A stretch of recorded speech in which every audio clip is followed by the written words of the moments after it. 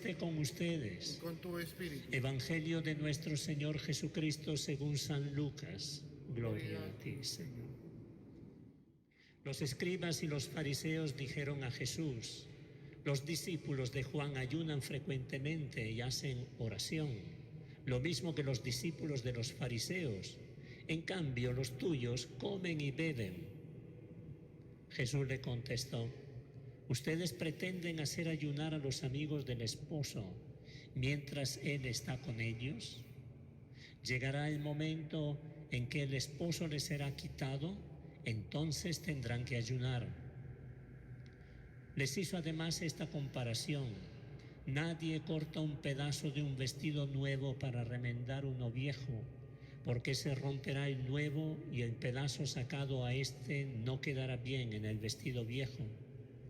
Tampoco se pone vino nuevo en odres viejos, porque hará reventar las odres. Entonces el vino se derramará y los odres no servirán más. El vino nuevo se pone en odres nuevos.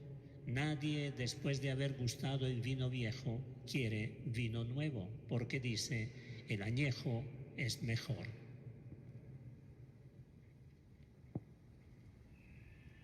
Palabra del Señor. Gloria a ti, Señor Jesús.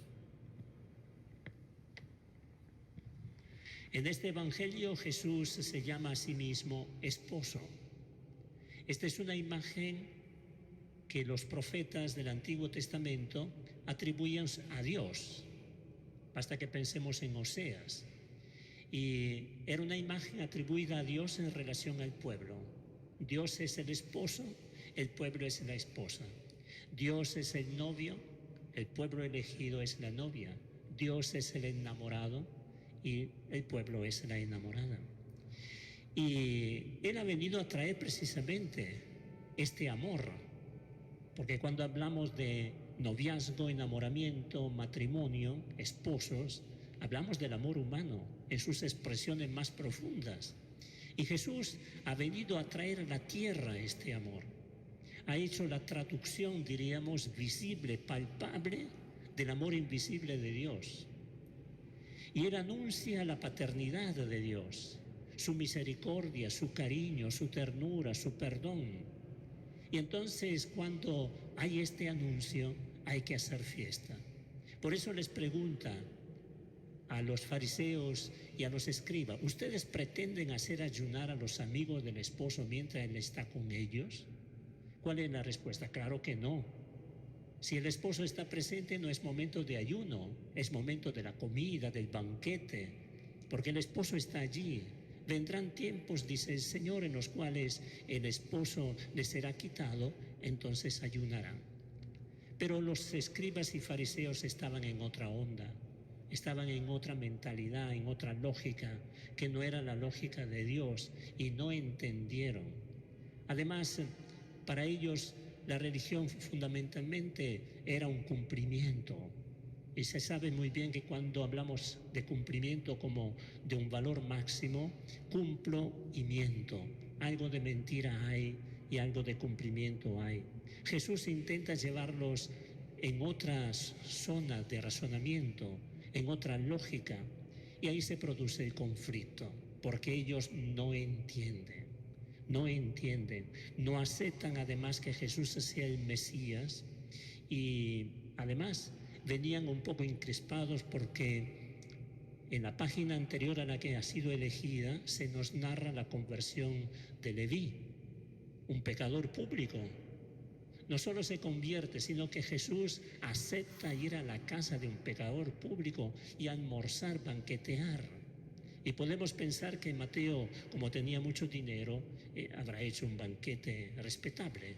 Y Jesús estaba presente. Eso era impensable para los fariseos y para los escribas, porque los pecadores públicos, de ellos había que estar lejos como del demonio. Y entonces ya las cosas no iban bien. Y aquí el ayuno, una práctica externa que ellos consideraban de suma importancia.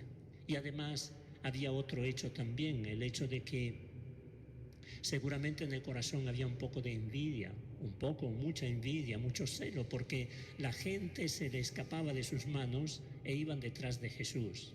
Hemos escuchado ayer, la multitud seguía a Jesús. ¿Por qué? Porque les hablaba de la palabra de Dios y les descubría el corazón de Dios, cosa que ellos no lograban hacer. Tengamos presente que Jesús no está contra el ayuno, no es malo el ayuno, pero no es lo fundamental. El ayuno adquiere fuerza, adquiere consistencia, adquiere sentido cuando hay algo mucho más importante, que es lo nuevo que viene a traer a Jesús. Y lo nuevo es la paternidad de Dios, el amor de Dios. Esto es lo nuevo. Y ese ayuno tiene sentido en cuanto que es expresión de mi amor, que corresponde al amor de Dios. Entonces el ayuno adquiere un sentido. De hecho, en la iglesia el ayuno existe. ¿Por qué? Porque el ayuno es visto en esta perspectiva, es un modo de expresar la propia conversión, la propia centralidad o la centralidad de Dios, de la palabra, en la cual nos concentramos, pero siempre en la perspectiva del amor de Dios. Entonces Jesús invita a fijarse en lo nuevo. A Dios, o mejor, Dios no está solo en el templo. Dios está en nuestra vida, es compañero de camino, es aquel que nos tiende la mano. Dios está en el hermano, particularmente en el hombre débil. Es más importante prestar atención al hombre débil que ayunar. Y si el ayuno es expresión de este amor, tiene sentido. Si en lugar de acercarme me aleja, entonces pierde el sentido y la perspectiva. Su mensaje de Jesús es que nosotros percibamos con fuerza este amor, este perdón y esta misericordia. La vivencia de la fe no es solo una práctica religiosa, una celebración, una oración, sino que es un servicio humilde hacia el hermano. Ese Cristo que reconocemos en el altar es el mismo que encontramos en el hermano.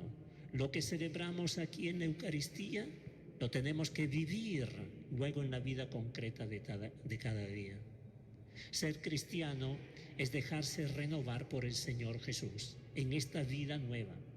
Ser cristiano, decía el Papa Francisco, no es una colección de cosas que hay que hacer. Voy a misa los domingos, rezo el rosario, voy a la procesión, entonces soy un buen cristiano. No necesariamente. Yo puedo venir a misa los domingos, puedo rezar el rosario y después ser un déspota en mi familia, en mi lugar de trabajo, tratar mal, calumniar, murmurar. No, por ahí no van las cosas. Jesús no ha venido para garantizar nuestras fechorías, sino que ha venido para transformar nuestra vida, nuestro estilo de vida, para hacer que toda nuestra vida esté en sintonía con este amor, desde lo que pensamos a lo que decimos, el modo como tratamos a los hermanos. Entonces eso sí hace que tenga sentido estas prácticas externas, ¿verdad?, de participación, de oración, de lectura, de ayuno y todos los demás. El Papa Francisco decía que no se es cristiano a tiempo parcial, sino somos cristianos a tiempo completo. No hay nada que se escape de esto. El discípulo del Señor Jesús es discípulo cuando está en la iglesia, cuando está en su casa, al interior de su matrimonio, en la relación con sus hijos, cuando está en la universidad, cuando está en el lugar de trabajo, cuando está en la oficina, en la fábrica, en la calle. Siempre es un discípulo de Cristo, somos discípulos del Señor Jesús. ¿Por qué? Porque no vivimos la fe en modo parcial, porque la fe es un modo de ser, es un estilo de vida, no es una práctica fundamentalmente. La práctica viene como para reforzar esto, para potenciar. Venimos a la Eucaristía porque esta Eucaristía nos hace mejores discípulos, nos hace crecer en este estilo de vida, en este modo de ser, que es el modo de ser del Señor Jesús. Y entonces hoy día la palabra de Dios nos invita a dejar lo viejo y asumir lo nuevo. Y lo nuevo es lo que nos ha traído Jesús. que la Iglesia no se cansa de predicar y que todo cristiano, pienso que nos esforzamos para hacer algo, pero tenemos que hacer más, dejarnos transformar por la fuerza del Espíritu del Señor Jesús. Entonces podríamos decirle al Señor: Señor, danos un corazón semejante al tuyo. Y que bien nos viene esta oración, puede ser la oración que nos acompaña en estos días: Señor, dame un corazón semejante al tuyo. Hoy día, primer viernes del mes, viene muy bien. Ese corazón traspasado, ¿qué cosa es? Es el corazón amante de Dios, que prefiere morir antes de traicionarte a ti, a mí y a todo. Nosotros lo traicionamos a Él, le clavamos, pero Él nunca nos va a clavar una lanza en nuestro corazón, sino siempre será una caricia, ternura, amor. Alguna vez nos va a sacudir, porque necesitamos que nos sacudan, como un padre sabe sacudir al propio hijo, con respeto, claro está, pero con firmeza en algún momento. ¿Para qué? Para que se dé cuenta que anda por mal camino. Y esto hace el Señor, y nos va purificando. Entonces, pedirle: Señor, danos un corazón como el tuyo, danos un corazón como el tuyo. Vamos entonces a pedirle este regalo en este primer viernes del mes, que mi corazón sea semejante al corazón de Cristo, que confiemos en Él, porque la vida cristiana es exigente, la vida cristiana es a tiempo completo, y la vida cristiana es fundamentalmente amor, no cumplimiento, sino amor. Amor recibido de Dios y amor dado a los hermanos. Que María Auxiliadora nos auxilie precisamente en esto. Ella, que tiene un corazón muy semejante al corazón de Cristo, nos ayude a hacer nuestro corazón semejante al corazón de Jesús.